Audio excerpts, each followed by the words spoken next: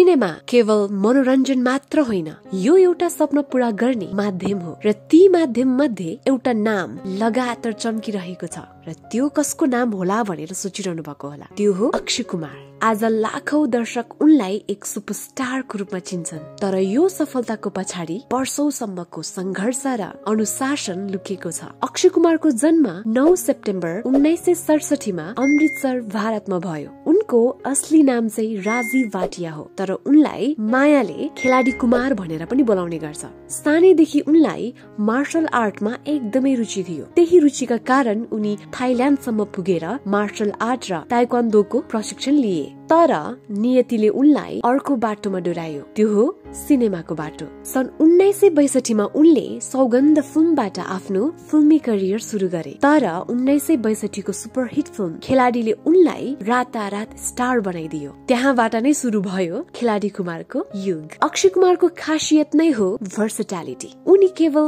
Action star मात्र होइनन्, उनी उत्कृष्ट कमेडी अभिनेता, गम्भीर कलाकार र देशभक्ति भाव भएका एउटा पात्र पनि हुन्। उनका चर्चित फिल्महरूको कुरा गर्नु पर्दा हेराफेरी, भुलभुलैया, हाउसफुल, एयरलिफ्ट, केसरी, टोयलेट एक प्रेम कथा, प्याडम्यान, रुस्टोम लगायतका फिल्महरू पर्छ। हरेक फिल्ममा उनले आफूलाई नयाँ रूपमा प्रस्तुत गरे। अक्षय कुमार बिहान 4 बजे उठ्छन्। फिटनेस, योगा, मेडिटेसन र कठिन परिश्रम उनको दैनिक जीवनको हिस्सा नै भइसकेको छ। उनी भन्छन् सक्सेस ओभरनाइट हुँदैन, डिसिप्लिन बिना केही सम्भव हुँदैन। त्यही कारण होला उनी आजसम्म पनि फिट, फ्रेश र ऊर्जावान देखिन्छन्। अक्षय कुमार अभिनेता मात्र होइनन्, उनी युवाहरूका लागि प्रेरणाको स्रोत पनि हुन्। संघर्ष, लगनशीलता र आत्मविश्वासले कसरी सफल बन्न सकिन्छ भन्ने एक उदाहरण पनि हुन्। राजीव भाटियादेखि अक्षय कुमार सम्मको यो यात्राले हामी सबैलाई एउटै मात्र कुरा सिकाउँछ, त्यो हो यदि विश्वास छ भने कुनै पनि सपना असम्भव हुँदैन।